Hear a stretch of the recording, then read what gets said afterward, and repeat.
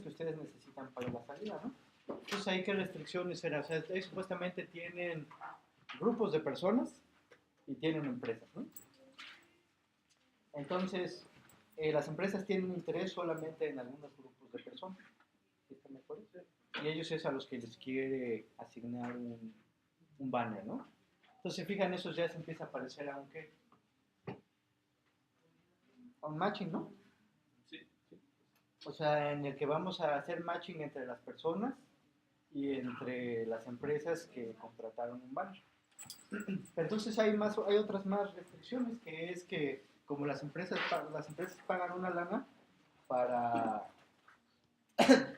que al menos un cierto mínimo número de personas ¿cómo se llama?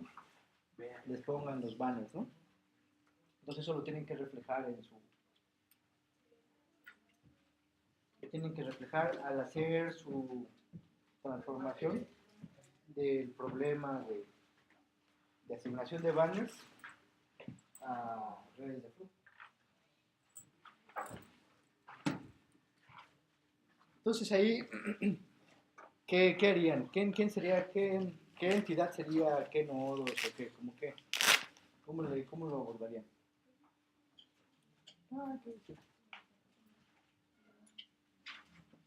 ¿Cómo lo abordarían?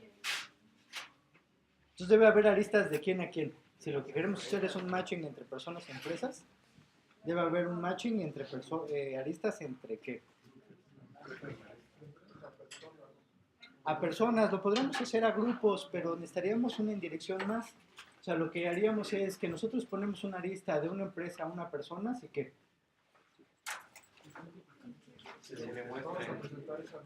si esa persona está en alguno de los grupos que le interesa a la persona. O sea, porque otra cosa que nos podemos haber imaginado es una red un poco más compleja, donde tenemos empresas, grupos de personas y luego aristas a las personas. Pero si se fijan, eso no es necesario. O sea, porque podemos poner directamente las aristas a las personas si es que esa persona pertenece a un grupo de los que está interesado. Ya. Más o menos, a ver, pregúntenme más para... Entonces, lo más importante de esas reducciones es que tienen que demostrar que sí, solo sí. O sea, tienen que demostrar el sí, solo sí. En el que la solución al problema original es la que ustedes quieren, sí, solo sí. El otro problema es, ¿cómo se llama? Es también la solución. Entonces, ¿cómo se hace sí, solo sí? O sea, supones que sí es cierto que es una solución al problema que estás reduciendo y entonces en base a eso la reducción tiene que dar una solución con las mismas características en el otro entorno y en la otra dirección. ¿Más o menos o no? Pregúntenme más para que sepa qué más por dónde.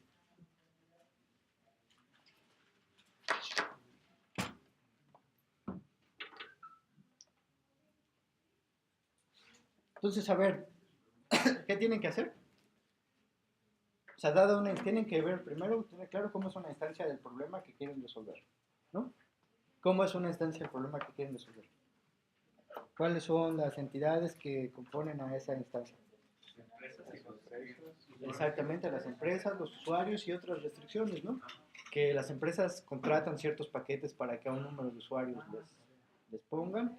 ¿Y qué otra más? Creo que eso nada más, ¿no? Que los usuarios están organizados en grupos y las empresas manifiestan interés en ciertos grupos. Entonces, esa instancia, con base a esa información, ustedes tienen que construir una instancia de problema de red de flujo en alguna de sus modalidades. O sea, puede ser una red de flujo normal, o puede ser una circulación con demanda, o puede ser una circulación con demanda y ¿qué? ¿Cuál era el otro? Y cotas inferiores, ¿no? Y entonces lo que tienen que hacer es que al hacer esa transformación tienen que incluir todas esas restricciones. O sea, por ejemplo, ¿cómo va a ser los enlaces que estén conectados con las personas? ¿De qué capacidad van a ser? ¿Y por qué? ¿Mande? ¿Qué? Uno, ¿no? Van a ser uno para que, digamos, como queremos un banner con una persona, entonces estamos ahí forzando que solamente, si hacemos ese matching, solamente una persona va a estar asociado con un grupo. ¿Cómo garantizamos que se cumpla, por ejemplo, la cuota inferior de las empresas? ¿Qué debe ser cierto también? ¿Cómo debe ser la relación entre las cuotas que contrataron las empresas y el número de usuarios?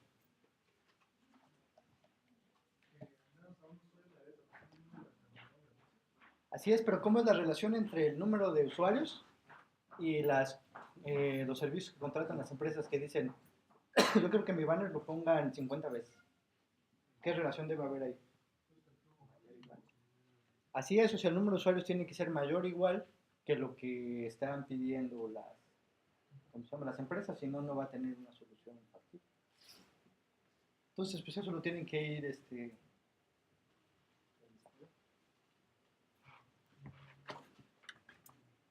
¿Más dudas?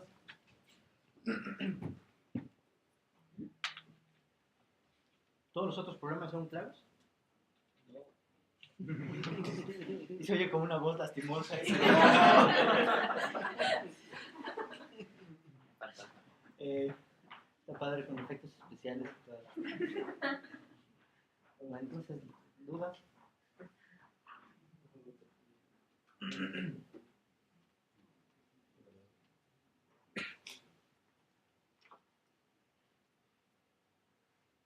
En el problema 12, Ajá, ¿qué dice que? que tenemos una red de flujo donde todas las aristas tienen de capacidad igual a 1 ¿Mm? y tenemos un parámetro K. Ajá. Y dice, Ajá, ustedes tienen que quitar caristas tales que se reduce en lo más posible el flujo, ¿no? ajá, ahí tenemos que encontrar esa K. No, o sea, la K es un parámetro del problema. Ok. Entonces ustedes les dicen, queremos eliminar K aristas, Ajá. pero queremos escoger esas aristas de tal manera que el corte mínimo, el flujo máximo, se reduzca en K, o lo más posible. Creo que es lo que dice. Entonces, por ejemplo, si agarran un corte que no es mínimo y le bajan, van a reducir el flujo máximo al corte mínimo. Pues no. Pues por ahí no. Sí, más o menos. Más dudas.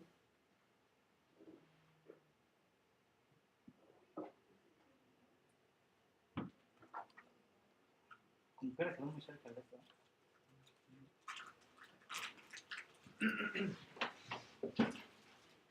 ¿Más dudas? ¿Ya no tienen más dudas? Para comenzar.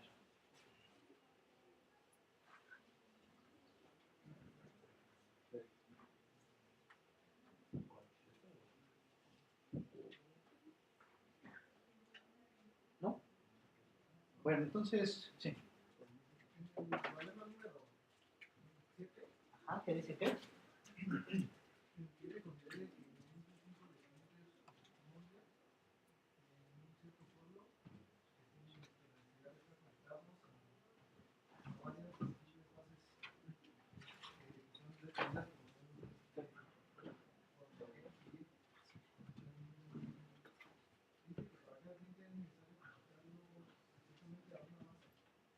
Así es. A ver, o sea, en esencia otra vez esa instancia del problema la tienen que convertir en una instancia de flujo. Entonces, por un lado, y lo que queremos es asignar usuarios a bases. Entonces, va a haber nodos que representen a los usuarios y nodos que representen a las bases. Pero luego vamos a querer también otra vez incluir las restricciones del problema. Entonces, por ejemplo, si tenemos, por decir algo, ¿en qué caso vamos a poner una lista de una base I a un usuario B? Exactamente, en el rango de traducción. O sea, lo único que hacemos es, si en la especificación de entrada estos cuates están asociados con una coordenada X, Y, y este está asociada con una coordenada XB, YB, ¿no?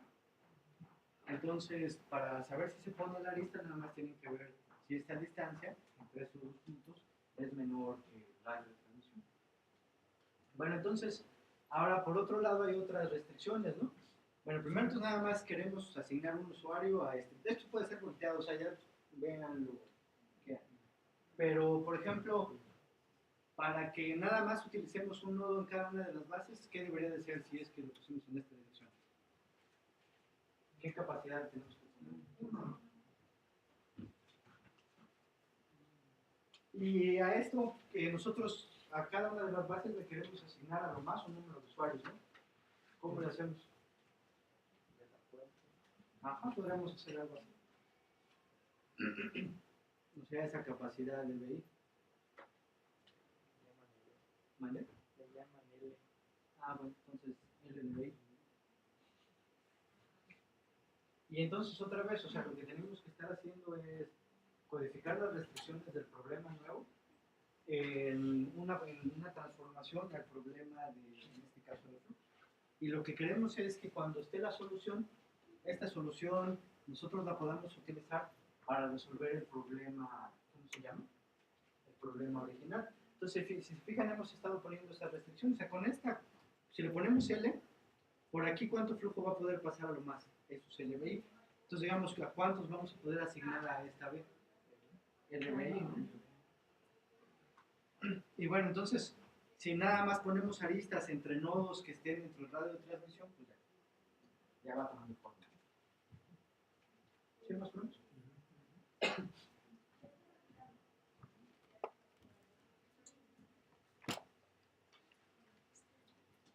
¿Más dudas?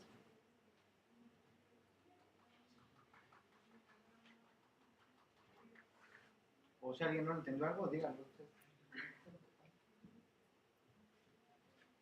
O sea, nosotros tenemos que resolver un problema en el que queremos decir a una base y la conectamos con ciertos nodos, o al revés, ¿no?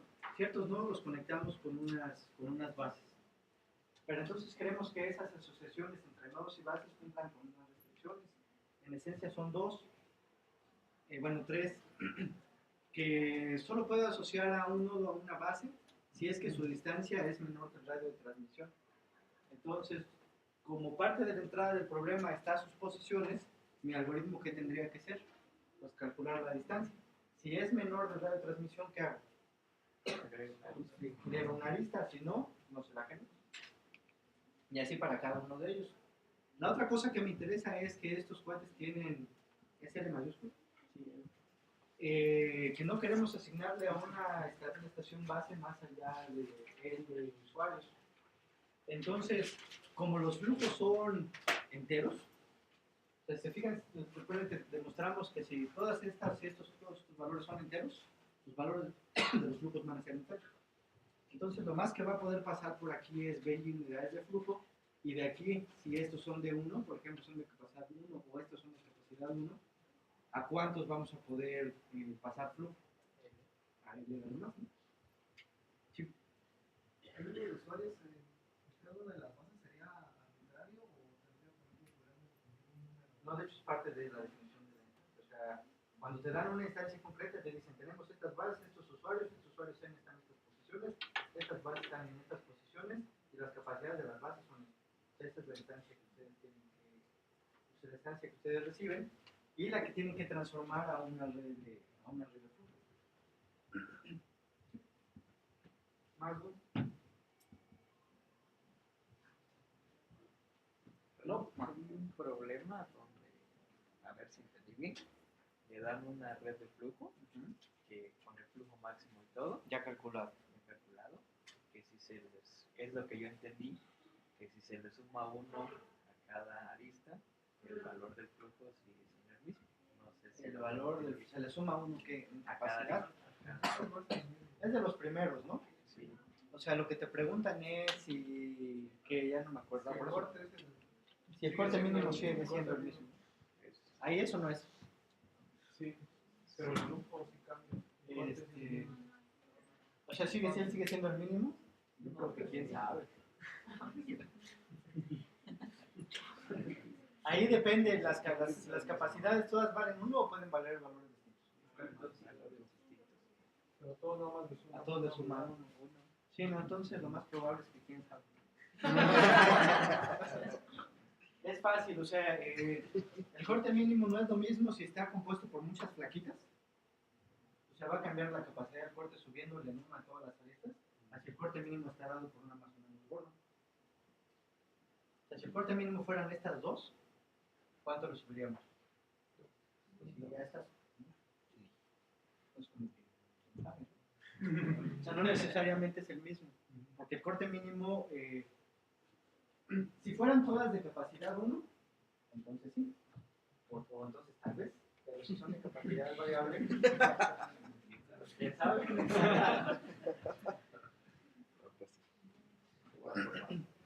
¿Sí, más o menos? O sea, la cosa es que el corte mínimo puede estar compuesta de unas pocas o de muchas aristas. Y si le subimos uno a cada uno, este corte mínimo va a subir un poquito y este va a subir, ¿no? Entonces no necesariamente, ¿no? Me pareciera. Bueno, ¿más dudas? Bueno, entonces vamos a ver capítulo 8. Bueno, entonces la tarea la entregan el lunes, ¿está bien?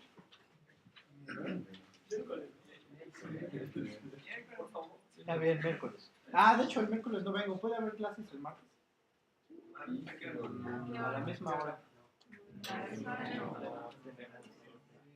Bueno, el jueves tampoco estoy, o sea, me voy del miércoles al viernes. La tarde. Martes en la tarde. No, Pero el mismo. Ah, martes en la tarde.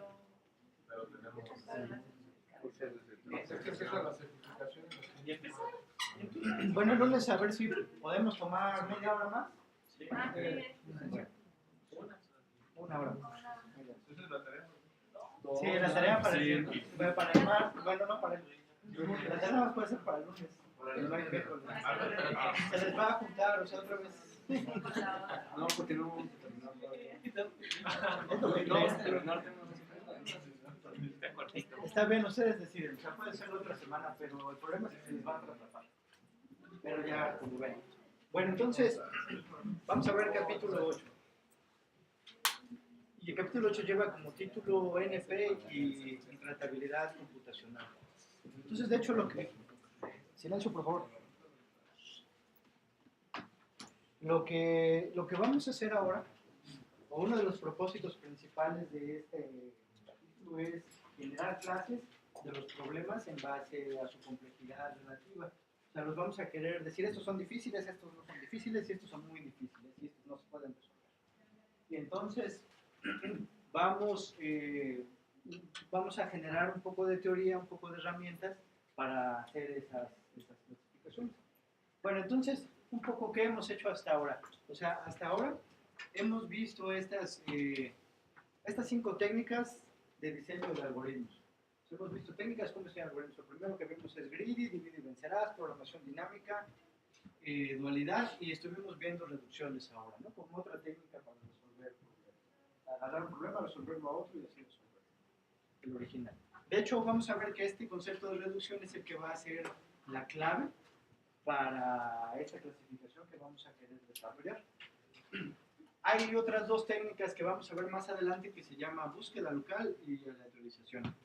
Pero, de hecho, esas técnicas típicamente se aplican a algoritmos que no conocemos, a problemas que no conocemos, algoritmos que lo resuelven en tiempo polinomial.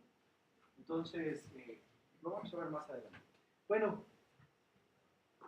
esto dice algoritmos o diseños de algoritmos, antipatrones de diseño de algoritmos. Y en esencia son las clases para las cuales no conocemos algoritmos que resuelvan el problema en tiempo polinomial. Vamos a ver que los problemas NP completos no lo sabemos a ciencia cierta, pero lo más probable es que para los problemas NP completos, y vamos a ver qué es, no existen algoritmos que lo resuelvan en tiempo polinomial. De hecho, es la famosa pregunta que es igual a NP, que la vamos a analizar un poco aquí.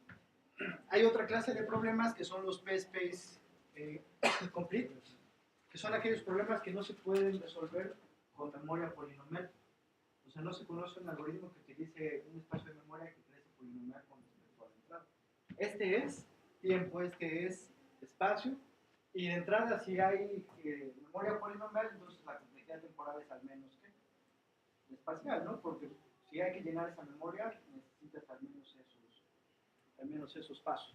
Y está la otra clase de problemas que son los indecidibles, donde se ha demostrado que no hay algoritmos que los resuelven, que los puedan resolver. O sea, de esos, los que hemos clasificado como indecidibles Son aquellos problemas que no se ha demostrado que no se pueden resolver.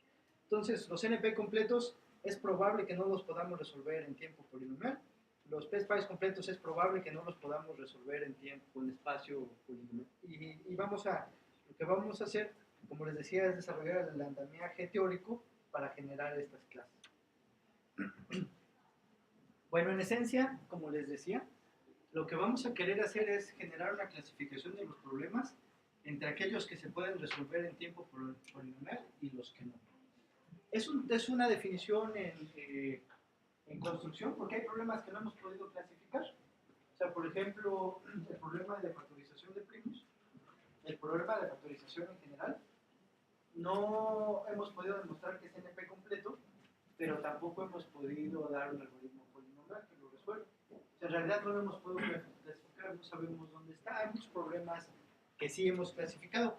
Entonces, por ejemplo, problemas que sabemos que se resuelven en tiempo polinomial, porque de hecho ya los hemos hecho, es camino más corto, matching, corte mínimo, 2A, ahorita vamos a ver qué es esto. Se puede colorear un grafo plano con 4 colores. ¿Quién sabe qué es eso?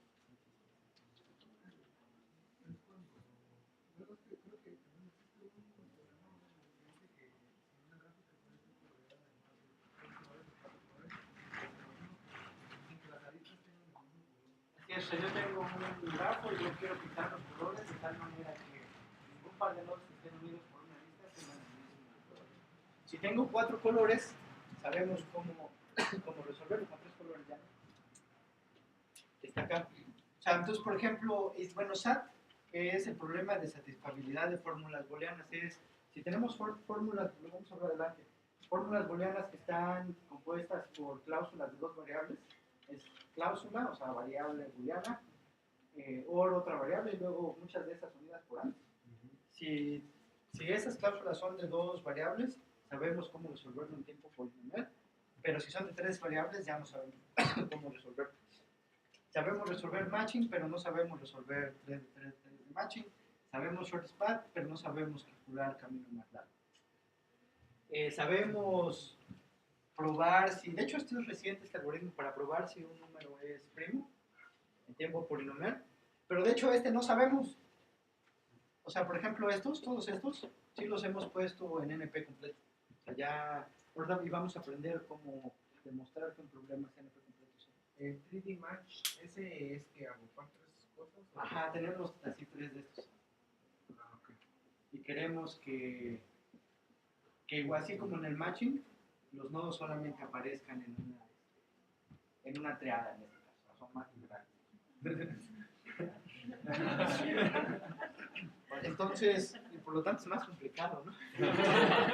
Factorización, como les digo, no se sabe, no se ha demostrado que está en NP completo. Todos estos sí. Pero de hecho yo creo que sí hay algoritmos polinomiales. Eso ya es una suposición mía. Y es que todos muchos de los estándares impuestos por el gobierno de Estados Unidos se basan en eso. Entonces yo les apuesto que un algoritmo de encriptado es estándar porque ellos saben cómo encriptarlo.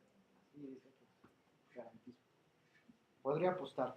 Bueno, entonces es lo que vamos a querer hacer es agarrar los problemas y clasificarlos primero entre las cosas que podemos resolver en tiempo polinomial y los problemas en los que no.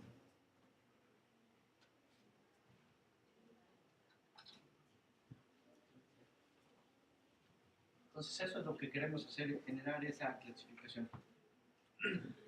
Por ejemplo, nosotros sabemos que el problema de la parada en general es que, ¿qué vieron en su curso de teoría de la computación?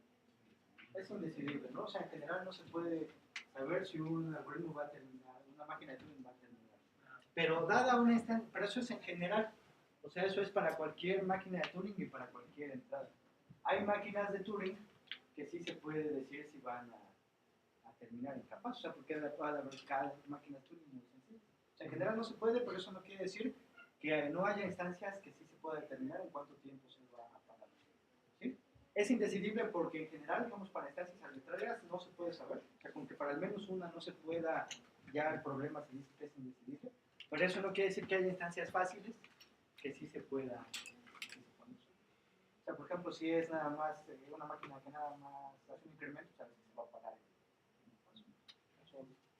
Y bueno, lo mismo, de hecho, hay mucha teoría de juegos para analizar problemas de este estilo. O sea, por ejemplo, otro problema clásico es, dado un tablero de ajedrez, decir o poder determinar si las negras van a ganar en la más también cierto número de pasos. En general, el problema no sabemos cómo resolverlo, pero hay instancias para las que sí.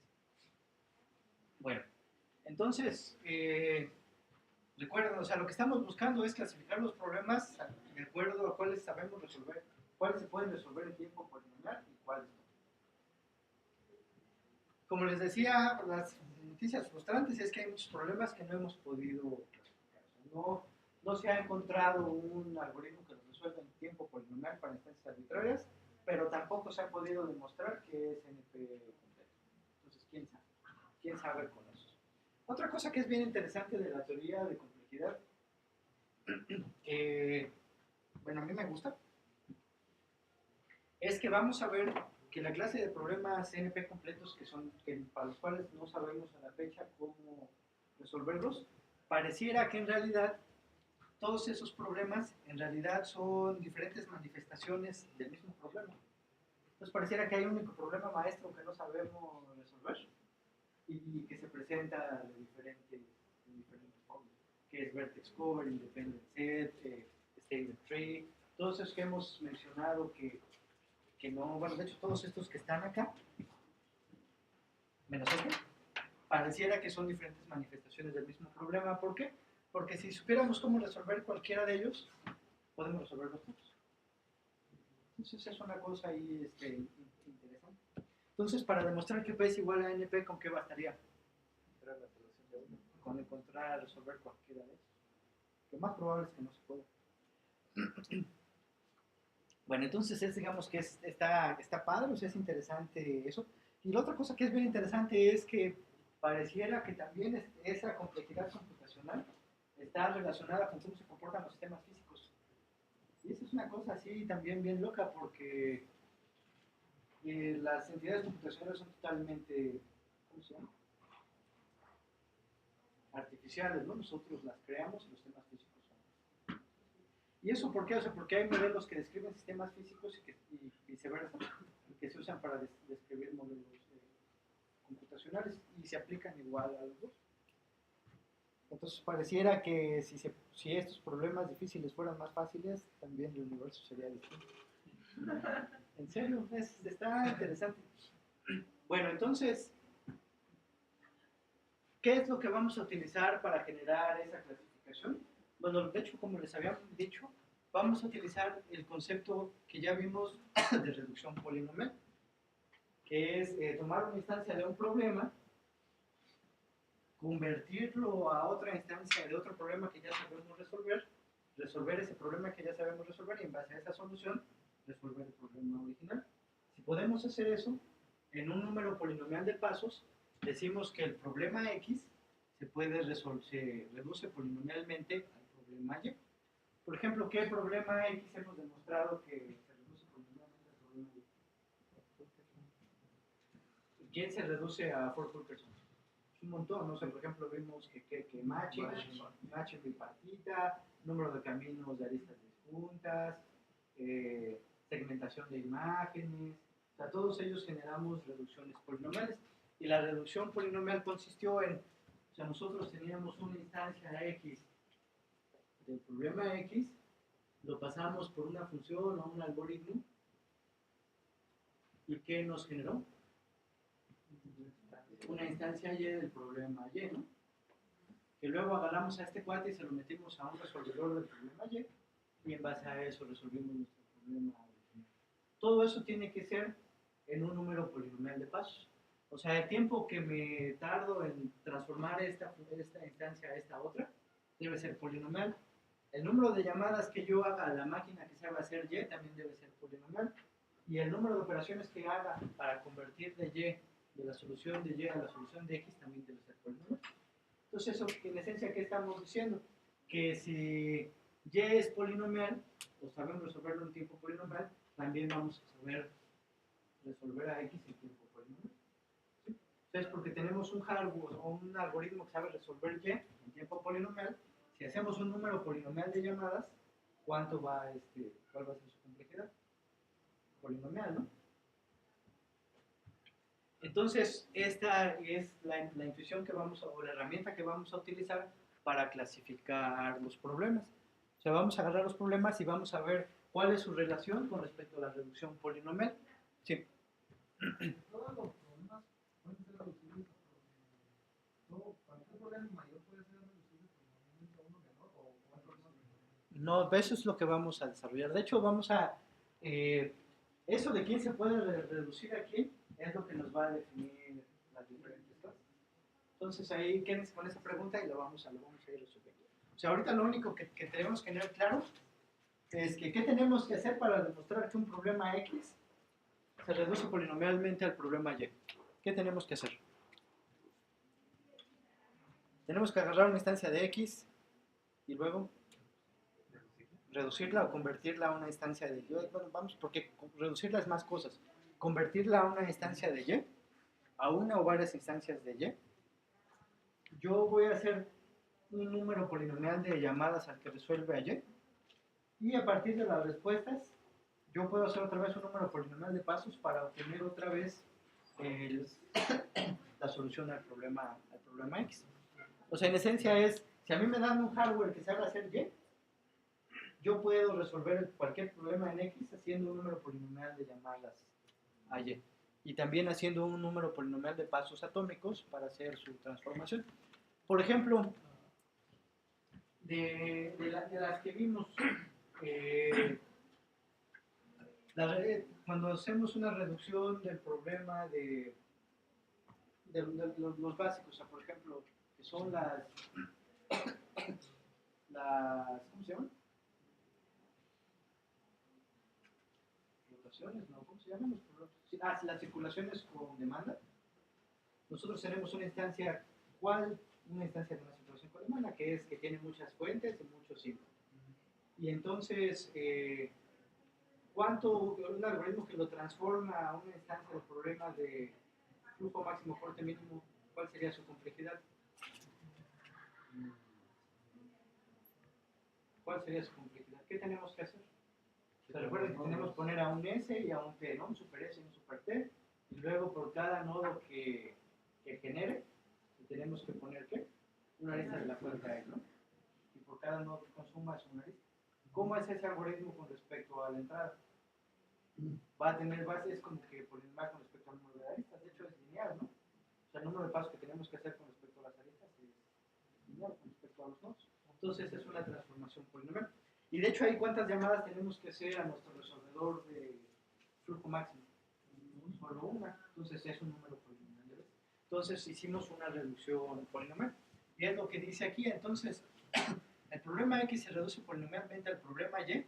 Si yo agarro una instancia arbitraria de X y la puedo resolver haciendo uso de un número polinomial de cómputo estándar, o sea, de suma, resta, recorrido, lo que quieran, y un número polinomial de llamadas a un algoritmo que sepa resolver Y.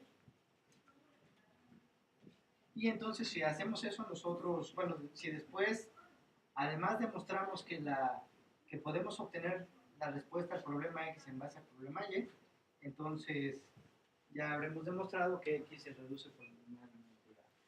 O sea, en otras palabras, yo puedo resolver instancias arbitrarias de X en base a una máquina que sabe resolver Y. Y vimos ejemplos, entonces por ejemplo, vimos varios ejemplos. Bueno, aquí hay una nota que esto es, a este tipo de reducción polinomial se le conoce como reducibilidad de Cook. Hay otro concepto de reducibilidad que se llama Descartes. Y de hecho no se ha podido caracterizar bien cuáles son las diferencias, o sea, no se ha podido caracterizar exactamente cuáles son las diferencias entre uno y otro. La reducibilidad de Cook, como tenemos aquí, podemos hacer un número polinomial de llamadas al oráculo, al resolvedor de Y. Y en la reducción de Carr solo podemos hacer uno. O sea, tenemos que hacer una transformación a la instancia de X a Y y nada más podemos hacer una sola, ¿cómo se llama? Una sola llamada. Entonces, no se sabe cuál es la relación exacta entre esos dos tipos de reducibilidades. Si es eso, ¿qué podríamos pensar? O sea, no se sabe si es más general la reducibilidad de Cook o la de Clark. Y entonces, ¿qué tiene que suceder para que no sepamos? Que todos los problemas que hemos reducido con Cook también los podemos resolver con Clark. Entonces no sabemos si en realidad si estas llamadas extra sirvan para hacer más general este concepto de reducción. Bueno, a ver, es que entonces, claro, ¿cuál es el concepto de reducción polinomial? Y bueno, entonces sí. Basta con reducir una instancia Arbitraria. para demostrar que Tiene que ser arbitraria. O sea, tú dices, es una instancia arbitraria de X. O sea, cualquier cosa. No puedes hacer ninguna suposición acerca de la estructura de ese X chiquito. Y luego si tú vas a generar una Y particular. Pero eso no hay problema. Lo que nosotros queremos demostrar es que una X arbitraria la podemos resolver en general haciendo llamadas a Y. Entonces, cuando hacemos esta transformación, este Y sí puede tener una estructura particular, no importa, siempre y cuando X no lo tenga. O sea, piensen un poco, o sea, lo que queremos es, no importa qué instancia del problema X me den, yo lo puedo hacer llamando a Y. Y bueno, no importa que de hecho todas las transformaciones generen instancias similares como esta. O sea, si se fijan, esta instancia de los problemas que le vamos a meter a Forfurkerson tiene una estructura bien concreta, ¿no? Que es un S, una capa de entrada, una capa de salida y el T. O sea, tiene una estructura bien concreta. No hay problema que la instancia de Y que generamos tenga restricciones en su estructura, pero lo que no podemos hacer es alguna restricción sobre la instancia X. O sea, no podemos decir, bueno, va a ser únicamente para, pues no sé, bases que tengan L mayor que 50 o cosas de ese estilo. O sea, X debe ser una instancia arbitraria y Y sí puede tener una estructura. O sea, en esencia, ¿qué me dice? O sea, tienes una herramienta que sabe hacer Y, tienes que demostrar que en base a esta herramienta que sabe hacer Y puedes resolver X. Cualquier instancia. ¿Sí, más o menos? Si X es reducible a Y, la relación también es... Así es. De hecho, puede ser cierto que esté, a ver, ¿se valdría que le ponga así?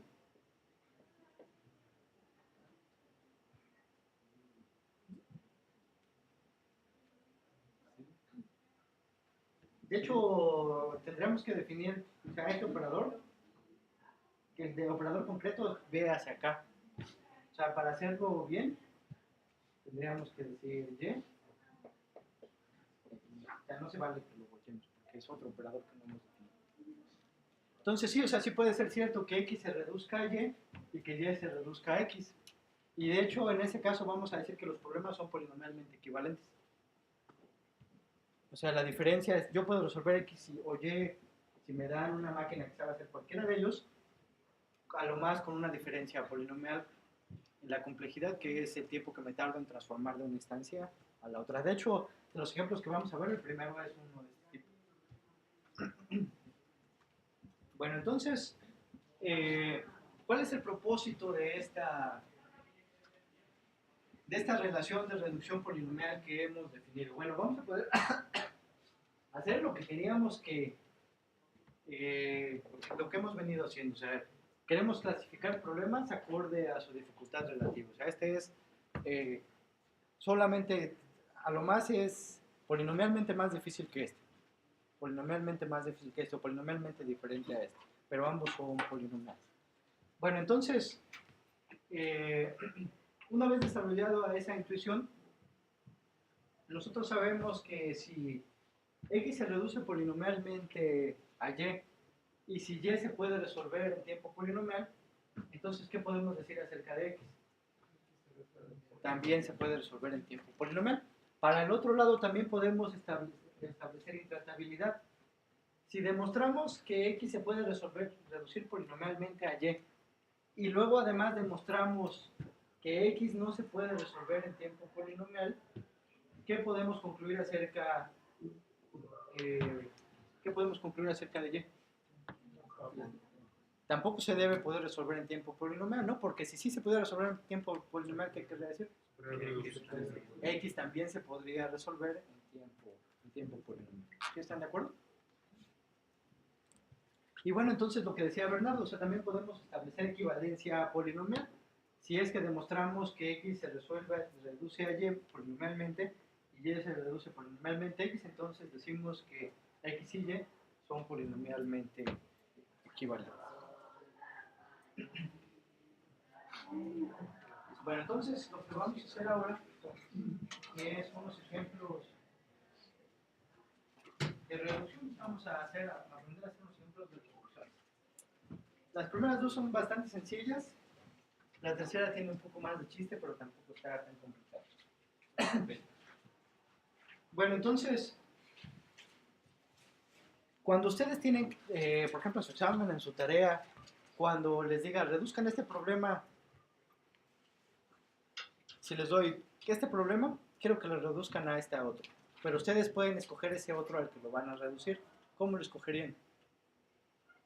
¿Qué se requiere para que la reducción sea fácil? ¿Qué sería lo mejor? Que se parezcan, ¿no? Que sean los más similares. De hecho, eso es lo que vamos a intentar hacer. Entonces, por ejemplo, vamos a ver tres técnicas diferentes. La primera es reducción por equivalencia simple. O sea, de hecho, vamos a decir que si resolvemos un problema, resolvemos el otro. Y vamos a ver que son polinomialmente equivalentes. Estas también, muchos de estos hemos venido haciendo, que es reducción de un caso especial a un caso general. O sea, siempre, si yo tengo una máquina que resuelve un problema más general, la puedo utilizar para resolver un problema más particular, ¿no? Y bueno, entonces esta es un poco más complicada, que es codificación vía gadget. Y ahorita vamos a ver de qué se trata. Bueno, entonces el primer problema, la primera reducción polinomial que vamos a hacer en esta sesión es entre independent set y vertex cover. De hecho, vamos a ver que independent set y vertex cover son polinomialmente equivalentes. Antes vamos a hacer un paréntesis. Nosotros hemos visto en la clase puros problemas de búsqueda. Hemos mencionado los problemas de decisión, pero no ha sido poquito. Entonces, por ejemplo, nosotros hemos dicho, bueno, tenemos un independent set que su distancia está dada por un grafo G. ¿Y qué es lo que hemos querido calcular? Un independent set de tamaño G, de tamaño máximo, ¿no? Que no se puede, no lo podemos hacer en tiempo polinomial. Esta es la versión de búsqueda del problema independent set. O sea, dado un grafo, encuéntrame el independent set de cardinalidad máxima. Hay otra variante que es el problema de decisión. Y entonces aquí, además del grafo, también me dan un entero K. Y el problema de decisión es si existe un independent set de tamaño mayor o igual que K. No tengo que encontrarlo, nada más tengo que decidir si ese grafo en particular tiene un independent set de tamaño K o mayor. ¿Sí? Entonces ese algoritmo, su salida va a ser ¿qué? ¿Sí o no? ¿Sí o no? Entonces esta es la versión del problema de decisión de independent set. Y en el problema de búsqueda, nosotros buscamos un independent set concreto.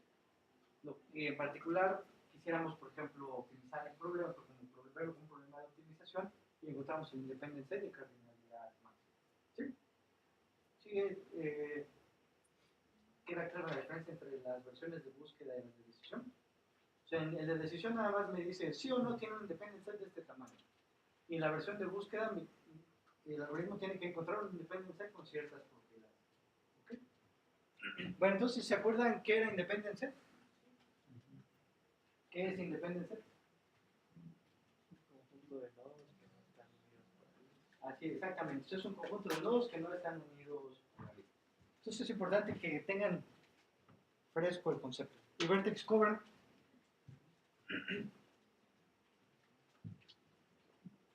es un conjunto de nodos que ¿qué?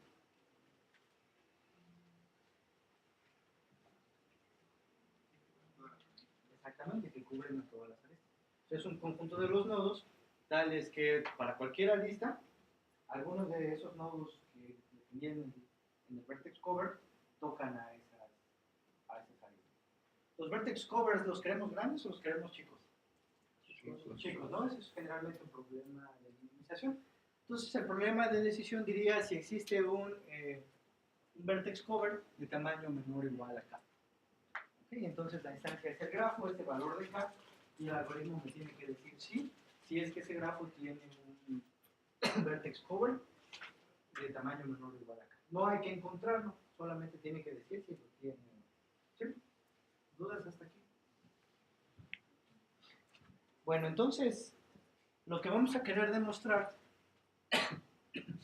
es que el problema de vertex cover es polinomialmente equivalente al problema de independent set. Y de hecho, para eso lo que vamos a demostrar es que para cualquier grafo, ese es un independent set, sí, solo sí, el complemento es un vertex cover.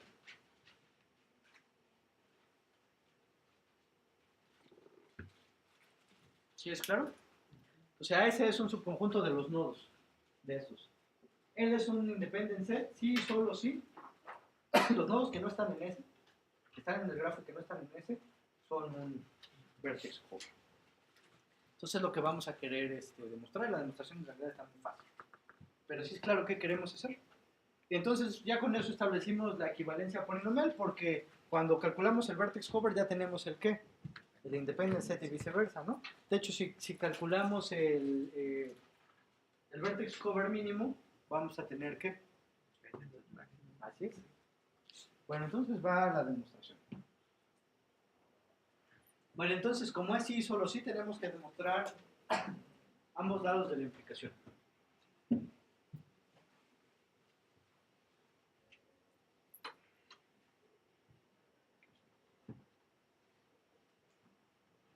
Bueno, entonces, para allá, vamos a suponer que ese es un independent set. A ver, ¿qué quiere decir que ese sea un independent set?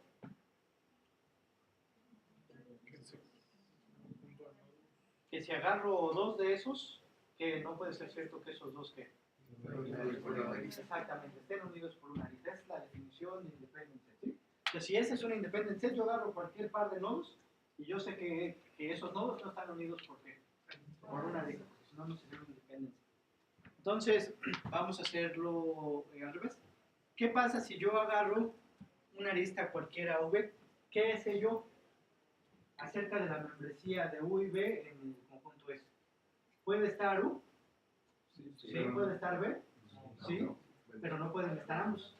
O sea, tiene que estar uno u otro, ninguno, pero no pueden estar ambos. Lo único que no puede ser cierto es que estén ambos. ¿Sí están de acuerdo? Bueno, entonces, agarramos una lista. Ya sabemos que si el hecho que ellos formen parte de una lista quiere decir que el hecho de que ese sea un independent set quiere decir que uno está en ese o B no está en ese. Entonces, ¿cómo va a ser en el complemento? Debe haber ¿qué? Al menos uno, ¿no? Tiene que estar U o B. Entonces, ¿qué pasa? ¿Qué podemos concluir acerca de BS? ¿Es un qué? Es un vertex cover. O sea, porque ¿qué hicimos? Agarramos una lista arbitraria. La vemos, ¿no?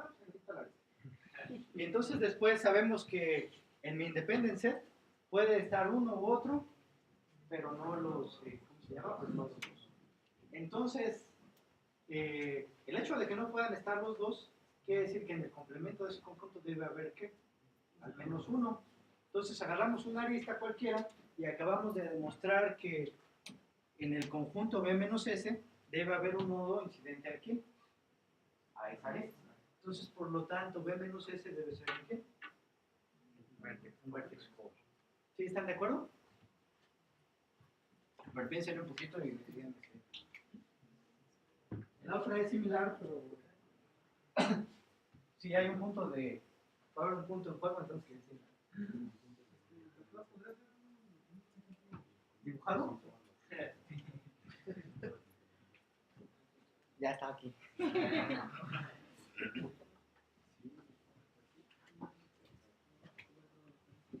Entonces, los nodos que están en blanquito son independent set y los nodos que están en negrito son... Déjame les subo más para que veas.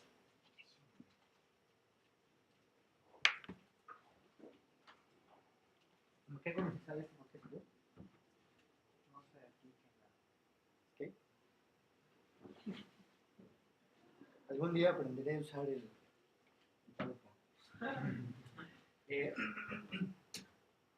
bueno, entonces tenemos ahí un grafo de ejemplo.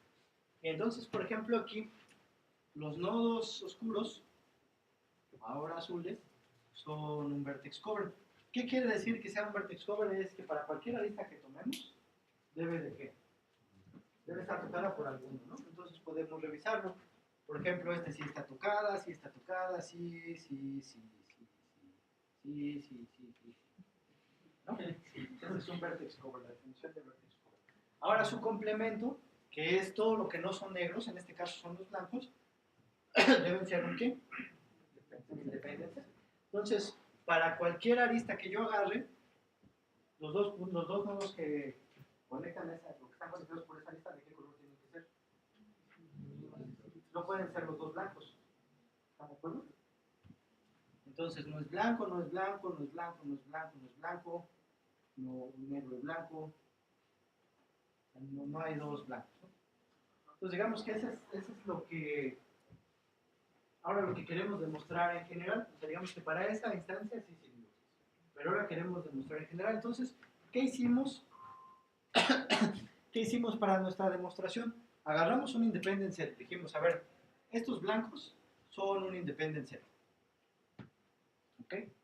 Ahora, si agarro cualquier arista, ¿qué debe ser cierto?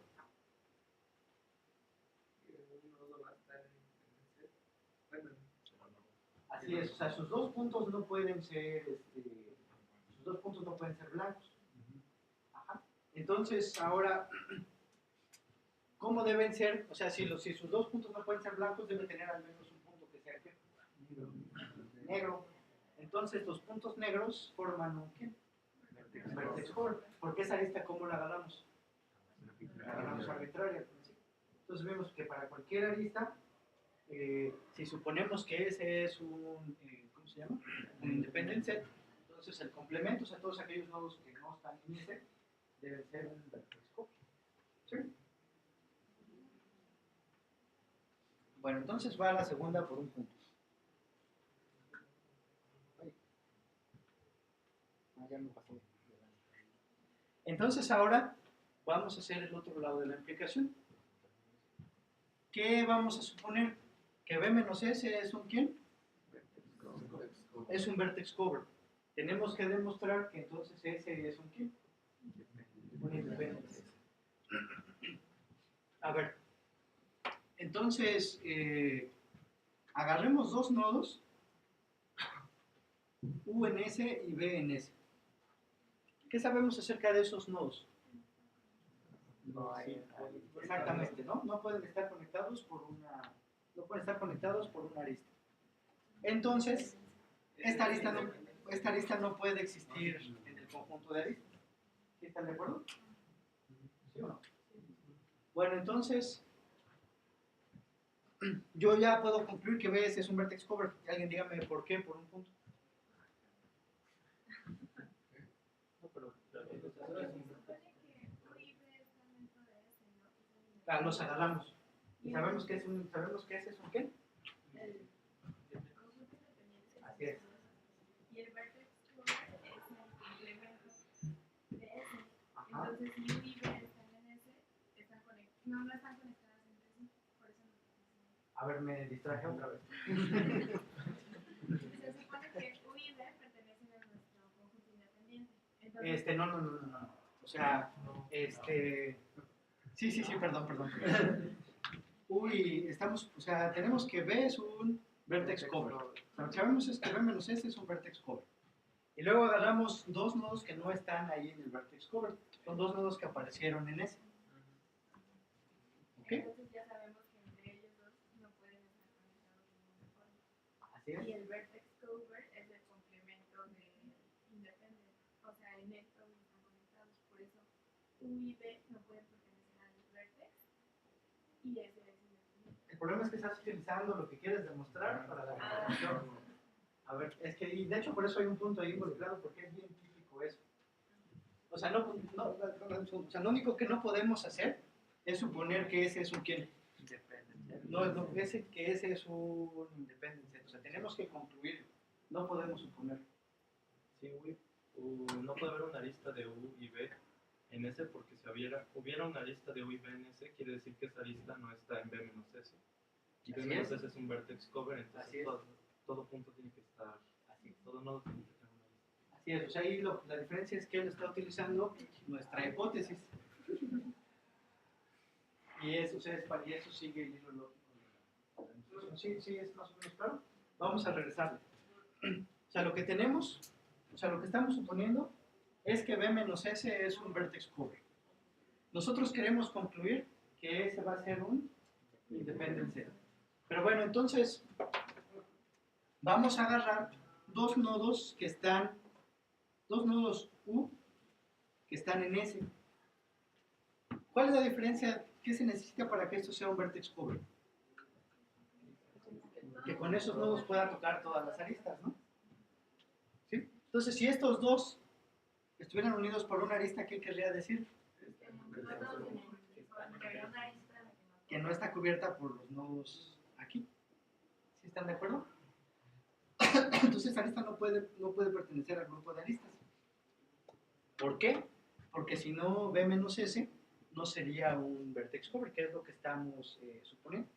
Ahora ya con lo que terminamos es que sabemos que no dos nodos en S, ¿qué pasa? Pueden estar ¿qué? Unidos por una arista, y entonces es un ¿qué? ¿Es un qué? Un independent set. Por eso es importante tener bien claro qué es independent set y qué es vertex cover, porque si se nos mezclan, ya no sabemos qué onda. Pero a ver, vale, no es. Lo importante aquí esta es nuestra hipótesis. B menos S es un vertex cover. ¿Qué quiero demostrar? Que ese es un independent set. Pero no podemos utilizar el hecho de que sea ¿qué? De que ese sea un independent set. Bueno, entonces agarramos dos nodos que están en S, o sea que no están en el vertex cover. Como esos dos nodos no están en el vertex cover, todos están de acuerdo que esa arista que los conecta no puede existir. ¿Por qué? Porque si existiera, no estaría cubierta en ¿dónde? Exactamente, en B menos S. ¿Sí están de acuerdo? Entonces, por eso nosotros podemos concluir que esta arista no puede estar aquí, porque si no, B menos S no sería un vertex cover. Pero de hecho ahora ya acabamos. ¿Cómo escogimos a estos dos nodos en S? Arbitrarios. ¿Y qué concluimos? Que estos dos nodos arbitrarios no pueden tener una arista uniéndolos.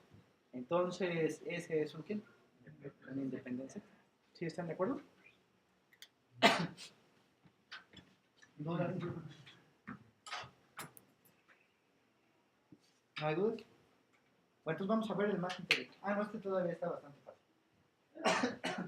Entonces, ahora vamos a ver reducción de un caso especial a un caso general. Y entonces, vamos a agarrar set cover y vamos a querer reducir set cover. ¿A quién se imagina? O sea, nuestra tarea es reducir set cover a alguien. ¿A qué alguien de los que ya conocemos nos convendría reducir? Como que a vertex cover, ¿no? Porque al menos son primos, ¿no? O hasta hermanos, los dos se apellidan ¿qué? Los dos se apellidan cover.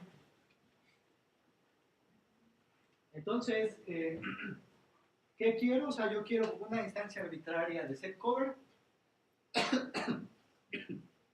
y resolverlo en base a una máquina que sepa hacer vertex cover. Entonces creo que no hemos visto qué es set cover. Una instancia de set cover, nosotros tenemos un conjunto universo de elementos, o sea, son todos los elementos que pertenecen a la instancia, y vamos a tener una colección desde S1 hasta Sm de subconjuntos de U. O sea, nosotros tenemos a U, que es el universo, y luego tenemos a los S, ¿no? Estos son los SI. ¿Sí? Y entonces, el problema de decisión es si con cada de esos subconjuntos yo puedo cubrir, con cada o menos, yo puedo cubrir al universo. O sea, por ejemplo, en este caso, la respuesta sería ¿qué? La respuesta sería no, ¿no? Porque en el dibujo nadie está cubriendo a esta parte, ¿no? Entonces nosotros queremos ver si un subconjunto de esa colección de subconjuntos cubre. Entonces, por ejemplo, aquí, si este es el universo y me dan k igual a 2, y los subconjuntitos son estos, la respuesta es sí o no. La respuesta es sí, ¿no? Porque con estos dos conjuntos azules cubro todo el universo. ¿Sí? ¿Están de acuerdo? ¿Vale? Sí, o sea, lo que queremos es que encontrar, o sea, dado el universo, dado un subconjunto, una colección de subconjuntos del universo. O sea, estos son subconjuntos del universo. Y luego me dan un valor de k. Entonces yo tengo que decidir si es posible que con dos de estos, porque k vale 2, su unión me dan el universo. ¿Sí? Bueno, entonces, dada una instancia de esas, vamos a intentar hacer la reducción a vertex cover. Entonces, en vertex cover, ¿qué tenemos? Tenemos un grafo y tenemos un valor de k, ¿no? Entonces tenemos que hacer alguna asociación, algún mapeo entre estas instancias o entre estos componentes de una instancia y este problema y del otro. O sea, por ejemplo, en este caso yo tengo que cubrir al universo. En el otro, ¿a quién tengo que cubrir? A las aristas, ¿no? Entonces, como que me convendría que dado un yo genere un conjunto de aristas E. Les puedo poner nombre a los, o hasta agarrar esos números, ¿no? Y cada uno de esos números o un nombre le podemos poner para hacer la lista. Ahora, aquí tenemos estos conjuntitos. ¿A qué nos convendría convertirlos? Los SI. ¿A qué nos convendría convertirlos? A nodos. Y digamos que SI me va a generar el nodo I. ¿Y qué más? ¿Qué voy a hacer? Así es, pero a ver, no, ya voy ¿qué?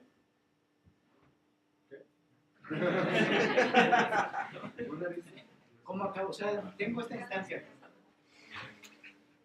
3, estos números. Y en base a esto, ¿qué queremos construir? Un grafo, ¿no? Entonces ya dijimos, pongamos de ese grafo tantas aristas como elementos tenga el universo. Y ahora, si se fijan, cuando escogemos uno de estos conjuntos, cubrimos ya estos elementos del universo. Entonces sí tiene sentido lo que dijeron.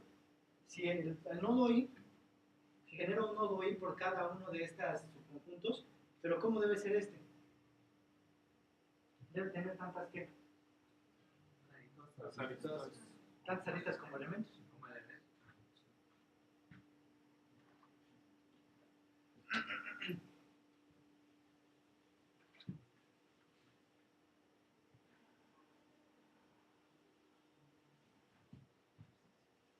Bueno, de hecho estamos haciendo el otro lado. O sea, estamos reduciendo vertex cover, o sea, desde el particular al general, a set cover.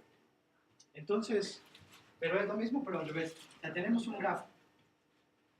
Entonces, por cada una de las aristas, ¿qué vamos a hacer? Exactamente, o sea, todas las aristas van a ser mi conjunto universo.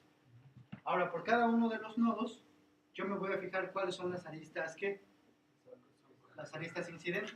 Y entonces, para el nodo F voy a generar el conjunto F que tenga esas aristas incidentes. Y así lo vamos a hacer para cada uno de los para cada uno de los nodos, ¿no? ¿Cómo convertimos el valor de K? Pues queda igual, ¿no? ¿Qué tenemos que hacer ahora para demostrar que ya acabamos, o sea, para acabar de demostrar la reducción polinomial entre vertex cover y set cover? ¿Qué tenemos que decir? ¿Qué? O sea, lo que queremos decir es que este tiene un vertex cover de tamaño K. Sí, solo sí. Este tiene un ¿qué? Un set cover también del mismo valor de K. Entonces, es muy fácil. Si este tiene un vertex cover de tamaño K, quiere decir, de tamaño 2, por ejemplo, de tamaño K, quiere decir que con K nodos cubrimos todas las aristas. Pero por la forma en cómo construimos estos subconjuntos, con esos mismos conjuntos, su unión, voy a recuperar ¿qué? El universo, ¿no? Porque es una arista por cada uno de estos elementos. Para el otro lado, si este tiene un set cover de tamaño K,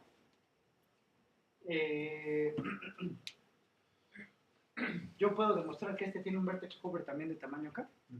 Pues sí, ¿no? O sea, si con dos subconjuntos o con K subconjuntos los cubro todos, con esos mismos nodos también toco todas las aristas. Entonces está muy fácil.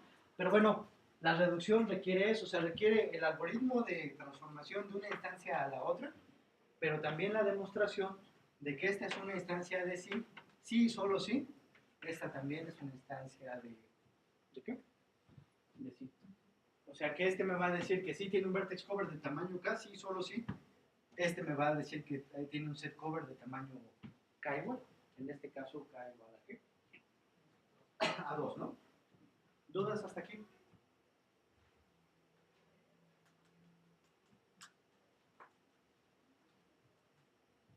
Pues sí está la restricción de los números de S, ¿no? Que sean aristas en el grafo. Está la restricción. Ajá, porque si no existieran las S azules, ¿cómo se construiría el grafo? Sí, lo que pasa es que, buena pregunta, o sea, lo que estamos diciendo ahorita es, como queremos demostrar vertex cover reduce polinomialmente a set cover, lo que queremos demostrar es que si me dan una instancia arbitraria de este, yo lo puedo resolver con una máquina que resuelva set cover. Entonces, si me dan cualquier grafo y un valor de K, yo debo de decir, o sea, yo debo demostrar que este grafo tiene un vertex cover de tamaño K, si solo si mi transformación me dé un set cover de tamaño K también. Entonces ahora, un grafo arbitrario, tenemos un grafo arbitrario cualquiera y esa está compuesta por aristas, ¿no? Entonces simplemente lo que hacemos es, le damos nombre a esas aristas, podríamos numerarlas, por ejemplo, si ya lo tienen, ya la hice, pero por cada una de esas aristas voy a generar un elemento en mi conjunto universo, por todas las aristas. Después, por cada uno de los nodos, vamos a generar uno de estos subconjuntos. Ahora, esto es un subconjunto del universo porque un nodo está unido a un subconjunto ¿de quién? De las aristas, ¿no? Entonces, en realidad, o sea, esa es nuestra, o sea, digamos que sin ver que es la instancia concreta, yo transformo mi instancia general de esta a una instancia particular de set cover. Y ya, pero de hecho esa reducción no me ha dicho si este efectivamente tenía tamaño 2 o esta también, ¿no? Lo que queremos demostrar después es que si resulta que este sí tiene un vertex cover de tamaño 2, este también debe tener un set cover de tamaño 2. Y al revés, si este tiene un set cover de tamaño 2, él debe tener un vertex cover de tamaño 2. ¿Quién sabe cuál sea? Y entonces, la demostración, ¿cómo es? Si hay un set cover de tamaño 2, si hay un vertex cover de tamaño 2, quiere decir que con dos nodos puedo cubrir todas las aristas. ¿Cuáles son? ¿Quién sabe? O sea, digamos, aquí en el ejemplo están estos azules, pero en general no necesito saber quién son. Solo basta con que me digan que sí existe un conjunto de dos nodos que cubren a todas las aristas. Por la estructura de la demostración, o sea, nosotros queremos decir que esta es una instancia de sí, sí, solo sí, esta es una instancia de sí. Es lo que queremos demostrar. Entonces, suponemos que es una instancia de sí, tenemos que concluir que esta es una instancia de sí, y al revés. Entonces, si es una instancia de sí, quiere decir que debe tener K nodos que cubren a todas las aristas. Pero entonces nosotros sabemos, como por cada uno de estos nodos generamos un subconjunto con esas mismas aristas, si con estos nodos cubrimos todas las aristas, entonces con estos conjuntos también cubrimos a todos los elementos de acá. Y al revés, en este caso es lo mismo, porque si con dos conjuntos cubro todo el universo, entonces al escoger a los nodos que representan a esos conjuntos, como estos números representan a cada una de las aristas y ya vimos que con estos cubría todo el universo, entonces con estos nodos también voy a cubrir aquí a todas las aristas. Entonces digamos que pero si esta es no, esta va a ser de no también. O sea, solamente en el caso de que esta sea de sí, esta va a ser sí. En esencia, lo que nosotros queremos decir es, si hago un algoritmo para vertex cover basado en set cover, va a ser correcto. ¿Por qué? Porque solamente voy a decir que sí, si es que esta instancia que era correctamente decir. ¿Sí? Sí. ¿Cómo se forman los conjuntos de set cover? ¿Cómo se...?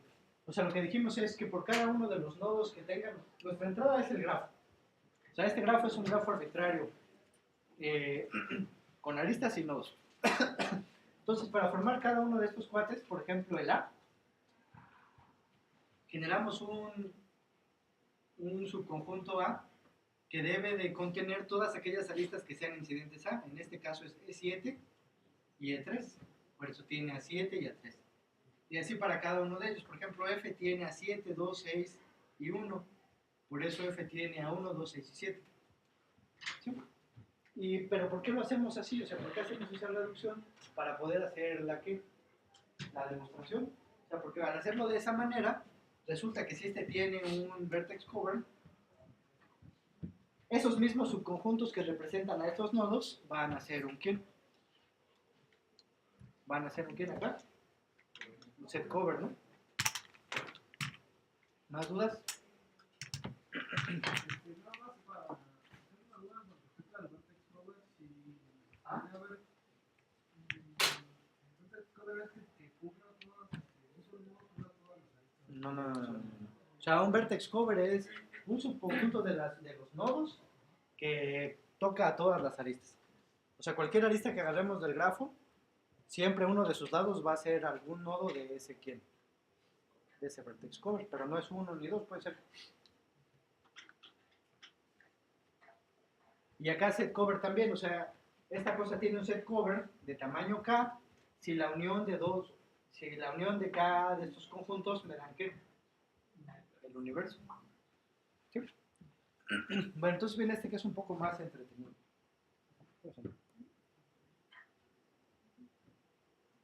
Bueno, entonces ahora vamos a hacer reducción vía codificación por gadgets. Entonces esta codificación por gadgets va a ser necesaria porque los problemas en esencia son más, o aparentemente, son más diferentes entre sí. O sea, las instancias tienen menos que ver. Bueno, entonces, el problema nuevo que vamos a utilizar es el problema de satisfabilidad, o conocido como SAT. ¿Cómo es una instancia? Bueno, pues vamos a primero introducir un poco de notación. Vamos a decir que una literal es una variable booleana o su negación. O sea, por ejemplo, esta es una literal, variable booleana o su negación. ¿Sí? Vamos a decir que una cláusula es una disyunción de literales, o lo que es lo mismo, estas variables unidas por ¿quién? Por ORs, ¿no? Entonces una cláusula van a ser de estas variables unidas por OR. Ahora, una fórmula en forma normal conjuntiva, que lo podemos denotar por phi, va a ser la unión o los ANDs de un conjunto de ¿qué? De cláusulas. Acá, ajá. Entonces una fórmula en forma normal conjuntiva es un conjunto de cláusulas unidos por ANDs, y cada una de las cláusulas son literales o variables unidas por ¿quién? Por ORs. Entonces el problema SAT consiste en, dada una fórmula en forma normal conjuntiva, decir si existe una asignación que la satisface. ¿Sí? O sea, yo tengo que encontrar qué valor le doy a x1, 0, 1, qué valor le doy a x2, 0, 1, qué valor le doy a x3, y así a todas las variables, de tal manera que esta fórmula completa se haga aquí, se haga verdadera. Entonces es el problema de satisfabilidad. Si me dan una cláusula, el problema de decisión me dice si esa cláusula tiene una asignación de valores que la hace verdadera. ¿Sí? Bueno, entonces hay una versión que se llama 3SAT, y en 3SAT las cláusulas están compuestas por exactamente tres literales o variables. No sabemos cómo resolver 3SAT en tiempo polinomial, pero por ejemplo sí sabemos cómo resolver 2SAT. Pero bueno, entonces una instancia aquí sería una de estas fórmulas en forma normal conjuntiva, y el algoritmo tiene que decir sí si existe una asignación de valores a las variables, tal que toda esta fórmula se hace verdadera. O sea, que nos da al final, ¿qué? 1, ¿no? Entonces eso es SAT. ¿Dudas sobre en qué consiste el problema? Entonces una instancia va a ser cualquier fórmula, cualquier instancia de 3SAT, cualquier fórmula en forma normal conjuntiva. Bueno, entonces, ahora lo que vamos a querer hacer es reducir 3SAT a independent set. Entonces, ¿qué tenemos que hacer?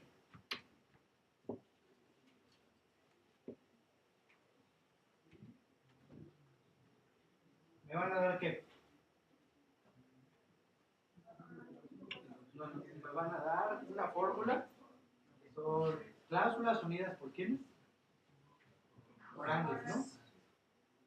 Cláusulas unidas por angles. Una fórmula que son cláusulas unidas por angles. Y entonces yo voy a querer resolver el problema de satisfactibilidad, o sea, decir que esta fórmula tiene una asignación de variables que la hace verdadera, sí, solo sí. Alguna cosa de acá tiene un independent set de tamaño algo. Ajá. Entonces me alimentan con una fórmula arbitraria. Yo tengo que generar un grafo dado de alguna manera que no va a ser arbitrario, de hecho va a tener esta estructura. Pero lo que yo voy a querer después es que ese grafo tenga un independent set de tamaño k, si solo si la fórmula era ¿qué? Se podía satisfacer. Entonces, ¿cómo hacemos eso? Vamos a analizar un poco. Para satisfacer una fórmula en forma normal conjuntiva debe ser cierto que ¿qué?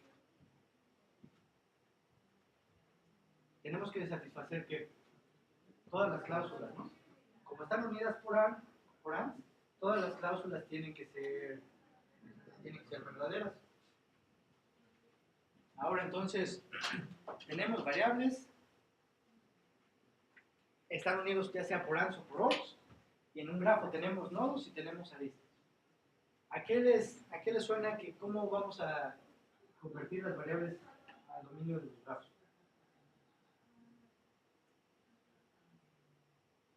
Como que tiene sentido que las variables pueden ser los nodos, ¿no? Y luego vamos a establecer aristas en los nodos si queremos, para reflejar un poco la semántica tanto de los ORs como de los ANDs. ¿Sí? Bueno, entonces, ¿qué hago con este valor de K? ¿Quién es K en SAT? En 3SAT. ¿Quién será K en 3SAT? Exactamente, como que tiene sentido que el número de cláusulas, ¿no? Entonces, vamos a dejar así esa propuesta. Vamos a decir que el número de cláusulas en 3SAT va a ser K, y entonces vamos a querer demostrar que una instancia de 3SAT, dada una transformación que vamos a hacer, se satisface si solo si el grafo que generemos tiene un independent set de tamaño ¿qué? De tamaño K. ¿Ok? Bueno, entonces, ¿qué cosas para que sea un independent set? Nosotros sabemos que no puede haber nodos que estén unidos por aristas, ¿no? Pero además necesitamos de alguna manera que la solución a este independent set me dé la solución a SAT. Entonces, ¿cómo construimos esa estructura? Lo que quisiéramos es que los nodos que forman parte del independent set correspondieran a quién? A las variables que hay que poner como. Bueno, un poco más atrás, ¿cómo se ve una solución a este problema? ¿Cómo es una solución al problema de 3SAT? ¿Qué es? ¿Qué dijimos que era? Exactamente, o sea, x1 vale 1, x2 vale 2, x3 vale 3, x4 vale 4. Bueno. Y entonces independent set es un conjunto de nodos que forman parte del independent set. Ya dijimos, o sea, como que tiene sentido hacer que nosotros queramos un independent set de tamaño K si es que tenemos K cláusulas. Bueno, pero además entonces como que quisiéramos que los nodos que forman parte del independent set sean las variables que tengo que satisfacer en las cláusulas. O sea, por ejemplo, si escogí no sé, por decir, a esta x2, quiere decir que qué valor le voy a poner aquí. Lo voy a hacer verdadero, lo voy a poner en 1. Si fuera cierto que escojo 1 en cada una de estas, ¿cómo sería la cláusula? Sería cierta, ¿no? Porque haríamos verdadera cada una de estas. Pero bueno, ¿qué cosa me podrían evitar que yo escoja esta? O sea, si yo escogía esta x2 y le puse valor 1, ¿qué no puedo ponerle? ¿Qué no puedo hacer con x2? ¿Ponerle qué valor? 0, ¿no? Entonces, como que debe tener sentido también que las variables con sus negadas estén unidas, ¿por qué? Por una arista, ¿no? Porque si al estar unidas por una arista yo no se daría el caso que escoja esta para satisfacer esta cláusula y también escoja esta para satisfacer a ese otro triángulo. Porque si lo hiciera así ya no sería que el grafo, ya no sería un independent set.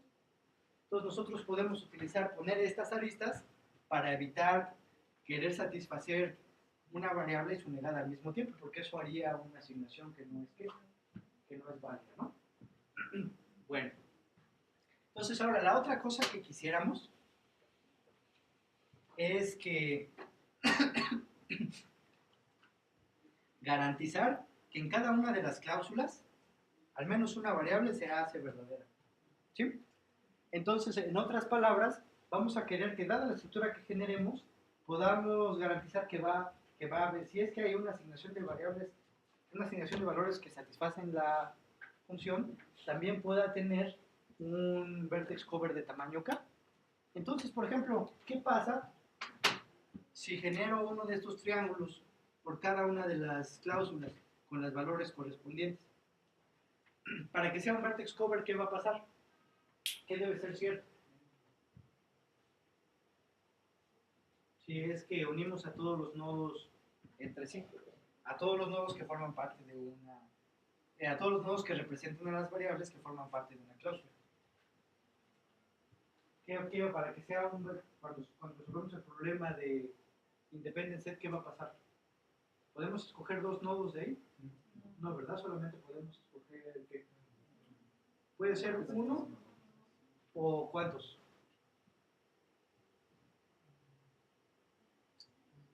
¿Para vertex o para independent? Para independent set. Puede ser uno o qué? O ninguno, ¿no? Podría ser uno o ninguno. O sea, si ponemos estos triángulos, nosotros lo que sí tenemos claro es que a lo más va a haber uno.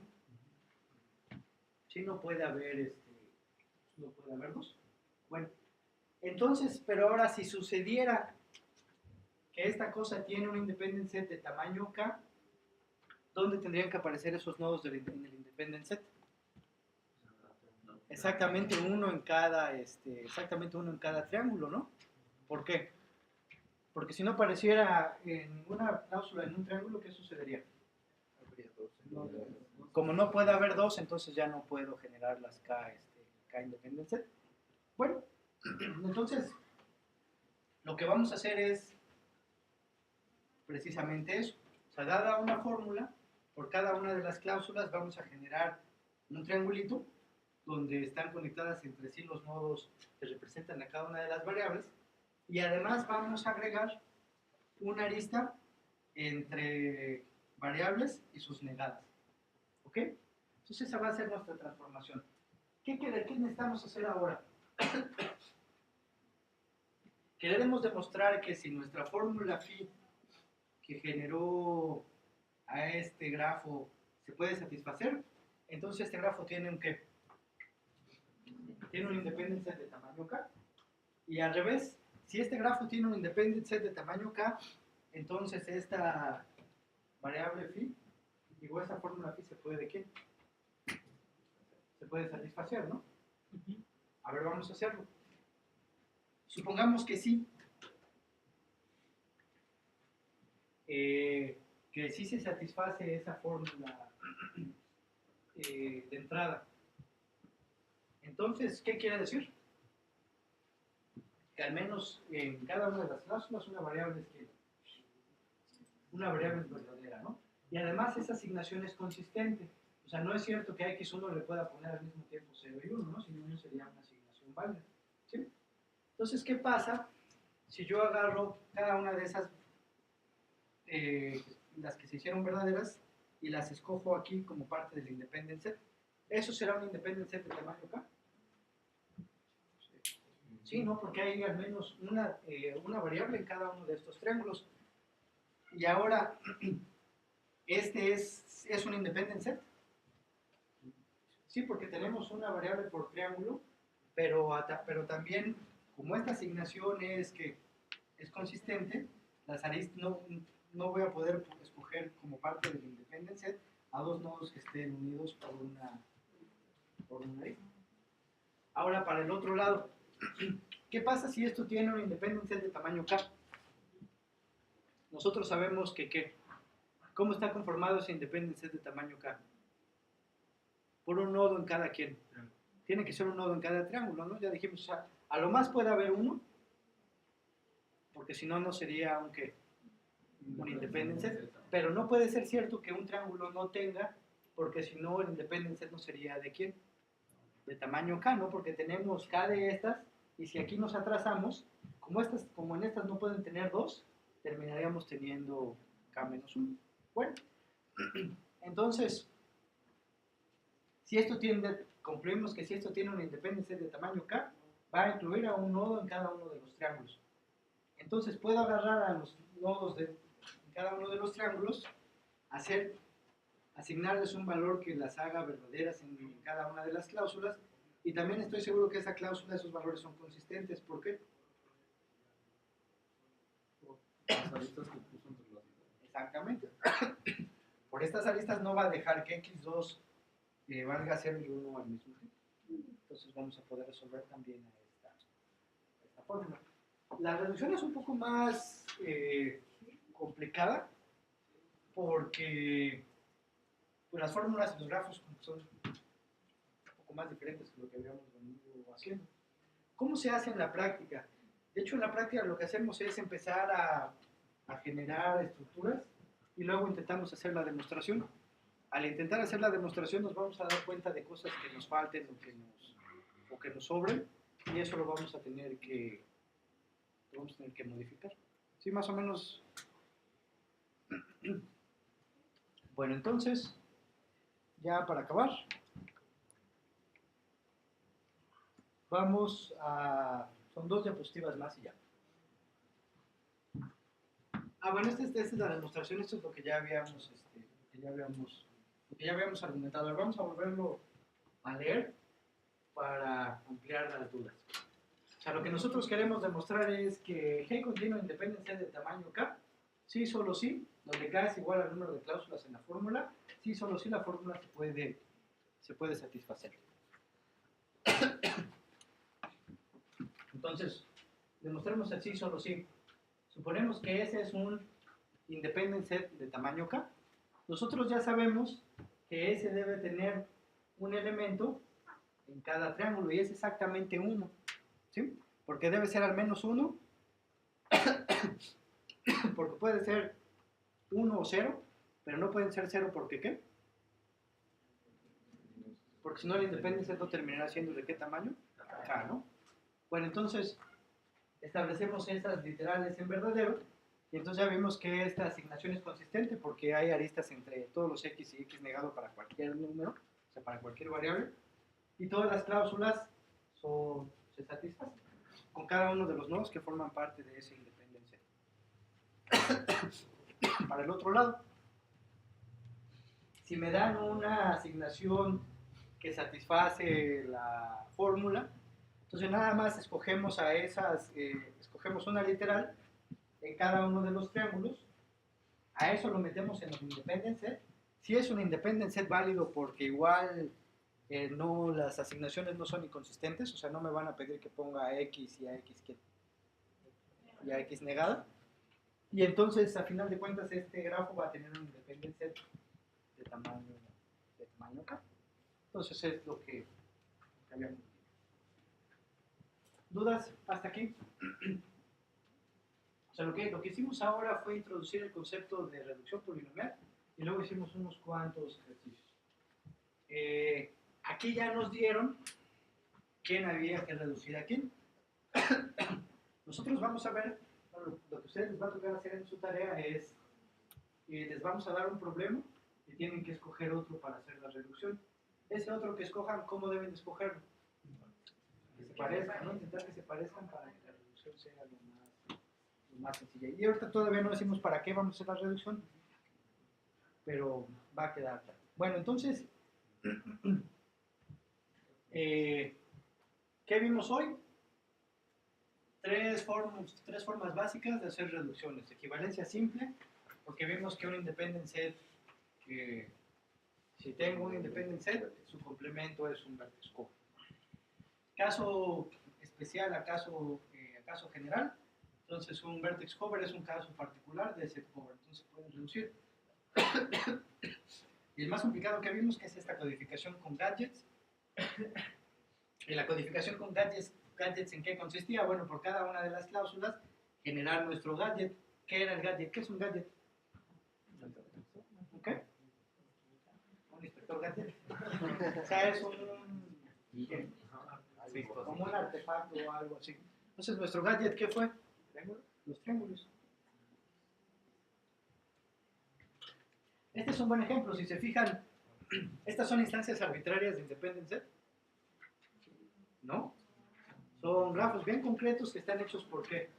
Por triángulos. ¿Qué es lo que? Pero no importa. Lo que nosotros tenemos que garantizar es quién es una instancia arbitraria. El problema que estamos queriendo reducir. O sea, porque recuerden, ¿qué queremos hacer con la reducción? O sea, lo que queremos es, me dan una instancia arbitraria de este problema y yo esa la puedo resolver con una máquina que haga el otro. Entonces, la que debe ser arbitraria es la de este lado. Esta puede tener cualquier estructura que nosotros hayamos generado que sea útil para poder demostrar después que la instancia de aquí es de sí, sí, solo si la instancia de acá también es de sí. ¿Sí están de acuerdo? Bueno, entonces, ¿cómo demostrarían que la reducción polinomial es transitiva? Si les digo, la reducción polinomial es transitiva, ¿sí me la creen?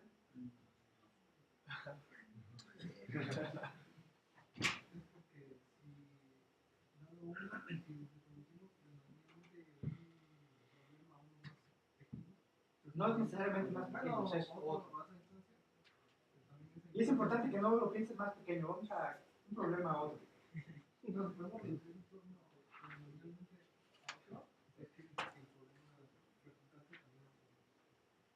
Porque de hecho lo que podemos ver es como concatenación de algoritmos, ¿no? O sea, la reducción de hecho es un algoritmo. Entonces, si eso lo hacemos, si podemos hacer de x a y en tiempo polinomial y también podemos hacer de y a z en tiempo polinomial, si los concatenamos también se va a hacer en tiempo ¿qué? En tiempo polinomial, ¿no? Y bueno, entonces la idea es precisamente, o sea, con los algoritmos de reducción se puede generar en base al otro. O sea, si yo sé que puedo reducir de x a y, que puedo reducir de y a z, yo puedo reducir de x a z haciendo ¿qué? Pues este paso intermedio, ¿no? Y eso sigue siendo ¿qué? Polinomial en todos los casos. Aun cuando sea reducción de Karp y aun cuando sea reducción de Cook. ¿En cuál es más claro que es polinomial? En la de Karp, porque Karp nada más hace una llamada. O sea, digamos, polinomial y hago una llamada. Más polinomial y una llamada. En la de Cook me deja hacer muchas llamadas. Entonces lo que se podría ver en ese caso es que hago un número polinomial de llamadas a este hardware y cada una de estas ejecuciones hace un número polinomial de llamadas a este otro que está dentro.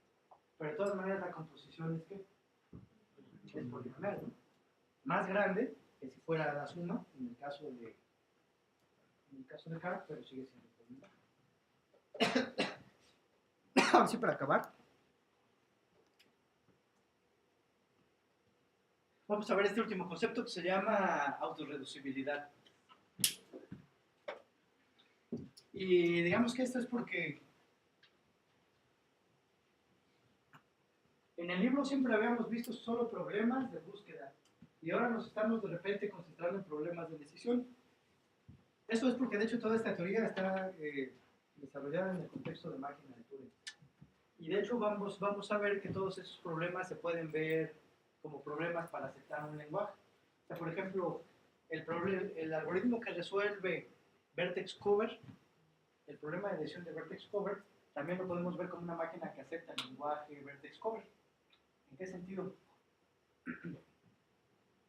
Es que si yo codifico una cadena con un grafo y un valor de k, tal que el grafo tiene un tamaño k, ¿qué me va a decir el algoritmo? Sí, es que tiene el vertex cover de tamaño k. Entonces, de hecho, él me va a decir que sí, él me va a reconocer todas aquellas cadenas que codifiquen ¿qué? Vertex cover de tamaño k. Entonces, ese algoritmo acepta el lenguaje ¿qué? Vertex cover. Entonces, todos estos problemas de decisión se pueden ver como aceptadores del lenguaje. ¿Sí les da sentido? O sea, porque ¿qué hemos hecho? O sea, tenemos un grafo, pero ese grafo nosotros lo podemos codificar en una tira de caracteres, de un alfabeto cualquiera, ¿no? Y entonces, de hecho, eso es lo que hacen. O sea, por ejemplo, cuando generan su matriz de adyacencia, lo que en la memoria es una tira continua de ¿qué? De enteros, ¿no? Y de hecho, si es una matriz, hasta está continua, ¿no? Entonces, cuando le aplican, por ejemplo, el algoritmo de decisión de vertex cover y le meten esta cadena, él les va a decir que sí, solamente si esta cadena codifica un ¿qué? Un vertex cover. Entonces, de hecho, pueden pensar al lenguaje vertex cover como el que está compuesto de todas aquellas cadenas que codifican un grafo y un valor de k. O sea, aquí está el grafito, ¿no? Tal que ¿qué? Exactamente, eso es un lenguaje. Y este algoritmo que decide si tiene un vertex cover es un algoritmo que acepta el lenguaje, ¿no? ¿Sí? ¿Sí están de acuerdo?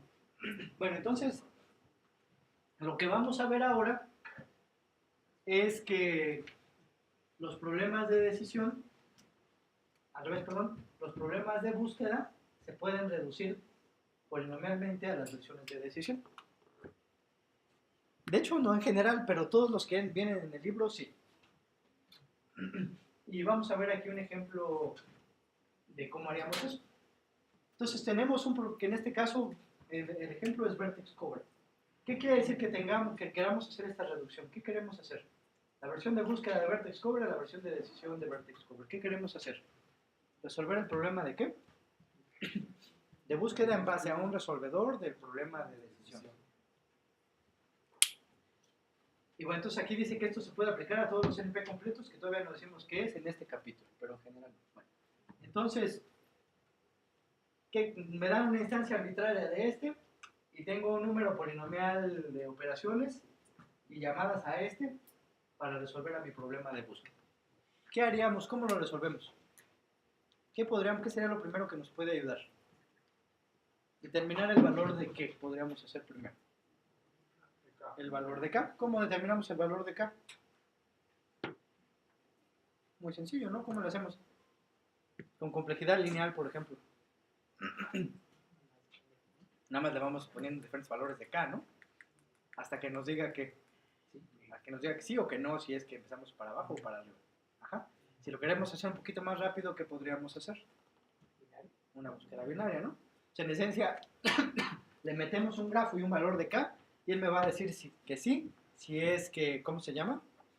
Si es que tenemos un vertex cover de tamaño k. Entonces, como los vertex cover es un problema de maximización o de minimización. Entonces, ¿qué nos convendría? ¿Empezar de arriba o de abajo? Y entonces hasta que nos diga que ya no hay más, ¿cómo se llama? Que ya no hay más grande. Entonces podemos saber el valor de k en tiempo polinomial, ¿no? El valor de la k óptima. ¿Sí están de acuerdo? Ahora ya con ese valor de k, ¿qué podemos hacer? Ahora ya queremos buscar el vertex cover. Entonces, lo que vamos a hacer es ir probando nodo a nodo y ver si al quitárselo al grafo, el vertex cover que tiene es de tamaño k estrella menos 1. Si sí, ¿qué puedo yo decir? exactamente al vertex cover óptimo. ¿Sí están de acuerdo? Si nos dijera que no, quiere decir que ¿qué? Que no pertenece al óptimo. ¿Y qué vamos a hacer después? Lo quitamos y volvemos a hacer lo mismo. Y entonces eso también va a ser un número polinomial de llamadas para resolver el problema de vertex cover. ¿Dudas de esto? ¿A todos fue claro cómo hicimos? O sea, partimos de una máquina que es la versión de decisión. ¿Qué le metemos a esa máquina? Un grafo y un valor de K. ¿Y el que me dice? Sí o no, si es que ese grafo tiene un vertex cover del tamaño K. Pero el problema que queremos resolver es el problema de búsqueda. Nosotros queremos encontrar el vertex cover de cardinalidad mínima. Entonces podríamos haber dicho, ¿tienes un vertex cover de tamaño 1? ¿Qué nos va a decir? ¿Sí o no? ¿No? Si sí, pues ya, decimos, si no le vamos subiendo. Pero podemos saber cuál es ese valor de K para el vertex cover mínimo. Si le hacemos en búsqueda binaria, ¿cuál sería la complejidad de esa búsqueda? Log n, ¿no? Una vez que ya sabemos ese valor de K, la parte más interesante es esta. Y de hecho se parece un poco a programación dinámica. O sea, imagínense que está aquí el grafo y resulta que el vertex cover son estos tres. ¿Sí? O sea, no lo podemos ver, pero ahí está, ¿no? ¿Qué pasa si yo agarro uno de estos y lo elimino? Cuando lo elimino, ¿qué borro también? Todas las aristas que estoy tocando, ¿no? Entonces, si había un vertex cover, si estos tres nodos eran suficientes para el vertex cover, cuando quite este, los que quedan deben seguir siendo suficientes para qué? Para el vertex cover de tamaño más chico. Entonces yo puedo declarar que este es vertex cover. No así con uno de estos cuates, ¿no? Si este no forma parte de un vertex cover de tamaño mínimo, cuando lo quite, ¿qué? Todavía voy a necesitar para este ejemplo ¿cuántos nodos para hacer un vertex cover? 3. Entonces, ¿qué hago? Lo vuelvo a poner. Pero cuando encuentre cualquiera de estos, cuando lo quite, a lo que me quedó se lo meto a mi resolvedor del problema de decisión. Él me va a decir que sí, solamente si este que era parte del vertex cover. Y la clave es que cuando lo quito también todas las aristas que lo cubren. Entonces, si estos tres eran un vertex cover, quiere decir que todas las aristas están cubiertas por esto. Al quitarlo, todas las aristas que se mantienen en el grafo deben estar cubiertas por ¿quién? Por esos dos. Lo cual no es cierto con nosotros que no están. Pero entonces así podemos encontrar de manera eficiente la constitución de nuestro vertex cover. Y en eso consiste la autorreducibilidad. Después vamos a utilizar esta idea de autorreducibilidad para diseñar algoritmos eficientes. O sea, de hecho vamos a ver que eficientes entre comillas. O sea, vamos a ver que algoritmos de fuerza bruta todavía hay unos que son mucho más brutos que otros. Entonces, si tenemos un problema NP completo, un problema que sabemos que no se puede resolver en tiempo polinomial, todavía las soluciones de fuerza bruta puede haber mucha diferencia entre ellos. ¿Por qué sirve que aunque quede exponencial, hacerla la complejidad lo más chiquita posible? En la práctica, ¿qué implicaría? Menor tiempo, pero ¿qué? Pero más importante va a ser el punto de quiebre, ¿no? O sea, si tiene complejidad baja, todavía va a haber instancias, digamos, de cierto tamaño que todavía se van a alcanzar a hacer. Si esa función crece mucho más rápido, el número de instancias que todavía vamos a poder resolver va a ser ¿qué? Más chiquito. Entonces, por eso, aun cuando la complejidad sea exponencial, es importante hacerla lo más baja posible, porque eso hace viable todavía resolver instancias de cierto. Bueno, entonces, lo que vamos a ver la próxima vez es la definición de NP y muchas otras cosas más.